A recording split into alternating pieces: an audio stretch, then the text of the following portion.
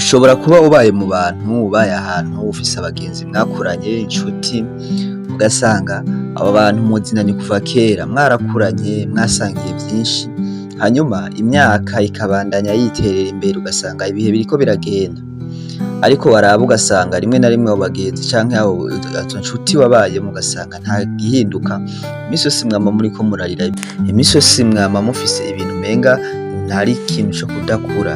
Akenshi abantu usanga dukura, tugakura ku mubiri, umuntu akaba muremure, umuntu akavyibuha, umuntu akazana poitrine canke iki, ariko ugasanga rimwe na rimwe mu vyiyumviro canke mu mufuko ugasanga nta kintu kiriko kirakura. Akenshi uzokumva umuntu hari ibintu bisigaye biharawe, kenshi ukumva umuntu avuze ngo jewe ndagwaye, wamwegera ukamubaza ati wowe ugwaye he? Akakubwira ati jewe ngwaye mu mufuko.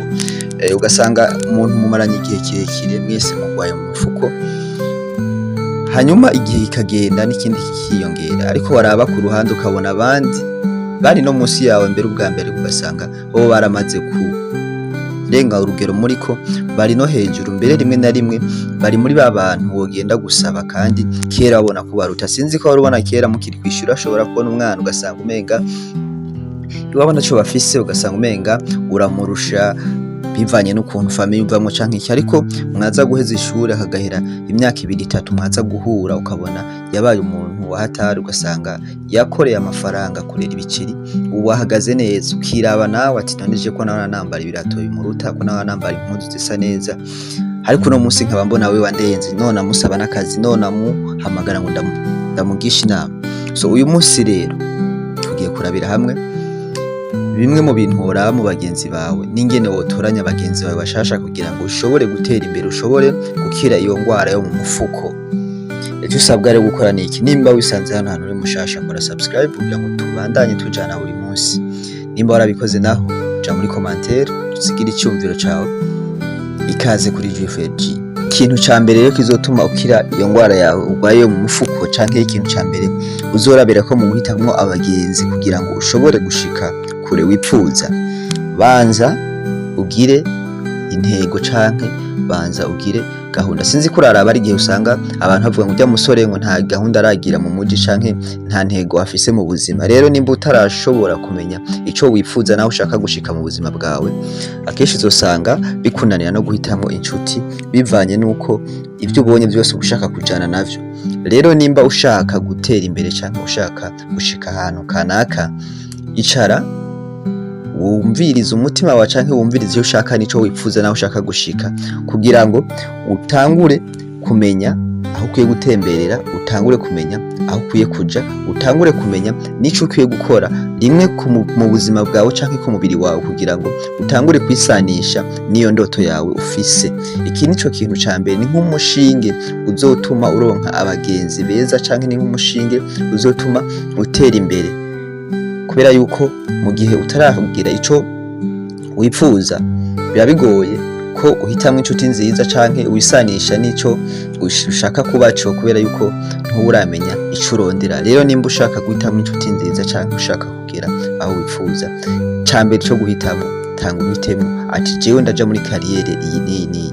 Nimba wipfuza kuba umudandaza, nimba wipfuza kuba umukinyi w'umupira, nimba wipfuza kuba umuntu akina amaji atandukanye, nimba wipfuza kuba umuririmbyi, nimba wipfuza kuba ikintu cyose wipfuza mu buzima, tangura wicara uvuga ati jewe ubuzima bwanje ndabushize muri iki. Akenshi rero uzosanga ku myaka 18 niho umuntu aba akwiye gutora akavuga ati jewe ubuzima bwanje ndabutwaye muri ibi. Ariko kenshi usanga abajene benshi dushika no ku myaka 26, 27, 30 tutaramenya aho dushira kariyere. Nimba nawe vyaragushobokeye ukaba wamenye ico wipfuza ugifise iyo myaka, umenye ko ari amahirwe kandi ntuzoyapfisha ubusa.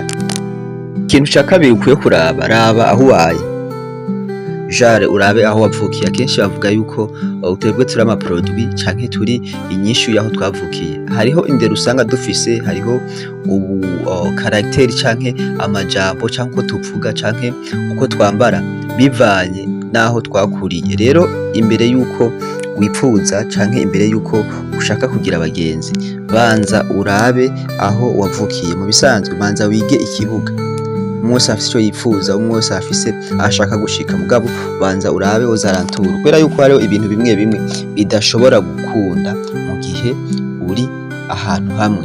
Nk'akarorero, uno munsi umuntu ari ahantu ata matara ahari, ata amazi ahari, hariho ibintu bigoye gushikako. Ntashobora kuba umuntu w'umu YouTuber canke umuntu akoresha ama réseaux sociaux cane, bivanye nuko ashobora kubura umuyagankuba, ashobora kubura umuriro, ashobora kubura internet ikwiye. Rero iki ni ikintu ca mbere n'akarorero ntanze. Rero imbere yuko wipfuza canke uraba indoto zawe ushaka gushika, banza urabe aho ubaye, eske ibi bintu ndiko ndagira canke ndiko ndajamwo biranyorohereza yuko nshobora kubikorera ngaha. Nubona utashobora kubikorera aho hantu, urashobora guhindura imiriye, ugahindura ikibanza. Kenshi rero abantu tuba dufise ubwoba bwo guhindura ikibanza, nico kintu ca mbere kidukorako cane. Gusohoka ahantu twari tumenyereye, aho twakuriye, abantu twabanye nabo, kuhava kugira ngo tugende ahantu hashasha. Ariko iciza nuko canke ico womenya nuko mu gufata ama risque niho havamwo intsinzi. Ntushobora gushika ku kintu gikomeye utafashe ama risque akomeye. Rero nimba nawe ushaka gukira ingwara y'umufuko canke nimba ushaka kugira abagenzi beza, ntiwamiriye muri babandi mwakuranye, ntugumane na babandi usanga mwaramaranye imyaka n'imyaka. Raba miriye ubayemwo uvuga ati jewe ku vyiyumviro mfise canke kuri projet mfise, aha hantu mbaye ntibihuye, reka mpindure ahandi.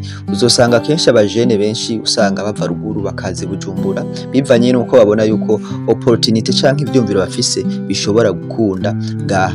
Akandi karo ntushobora kuvuga ngo ugomba gukora umuziki ubaye ahantu ruguru, ahantu ata matara n'amazi ahari, ahantu ata terambere rihari, kubera yuko nta muntu azokumenya, bazokumenya bigoranye cane bivanye nuko utari hamwe n'abandi. Akandi karo rero nimba ushaka kugira aho ushitse, raba ahantu ubaye. Ca gatatu rero arico finale, arico gishobora kugufasha cane mu gihe uhejeje kuraba ivyo bintu bibiri vya mbere bitangura. No kuvuga ngo haba hageze kwitamwa abagenzi, wibagiye bamwe mwakuranye, wibagiye bamwe mwasonzanye canke bamwe mwamaranye igihe kirekire, kuko mwaramanye igihe kirekire kugeza aho ubona yuko ataho muriko muraja, kandi canke nawe ugasanga indoto zawe ntibariko barazitahura. Aha rero igihe bagikwiye n'igiki, ni ugusohoka ukaja kurondera abagenzi muhuje intego canke muhuje urugendo.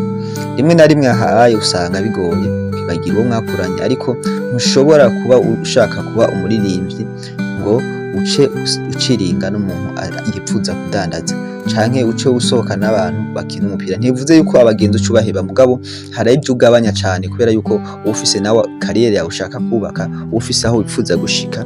Biragusaba gutanga umwanya wawe, gutanga ikimazi c'umwanya kugira ngo wihebe canke wihebere abo bandi bantu ushaka kuba nkabo, ukagenda mukabonana kenshi, mukagendana bagatugiha nako ukabaherekeza, kubera yuko hariho vyinshi ushaka kumenya biciye muri bo, ko nawe niyo ndoto yawe.